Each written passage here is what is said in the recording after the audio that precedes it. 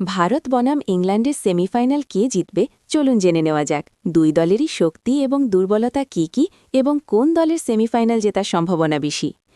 প্রথমে ইংল্যান্ডের কথা বললে তাদের শক্তি হল তাদের অধিনায়ক হ্যারি ব্রুক, যিনি এই টুর্নামেন্টে এখনও পর্যন্ত 228 রান করেছেন এবং বিপজ্জনক ফর্মে রয়েছেন।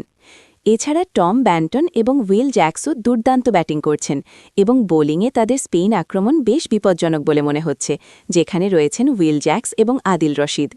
তবে তাদের দুর্বলতা হল তাদের ওপেনিং জুটি, যেখানে ফিল সল্ট এবং জস বাটলারের ফর্ম বেশ খারাপ। এবার ভারতের কথায় আসি। সঞ্জু স্যামসন গত ম্যাচে 97 রান করে দুর্দান্ত কামব্যাক করেছেন এবং ঈশান কিষানও দারুণ ফর্মে আছেন।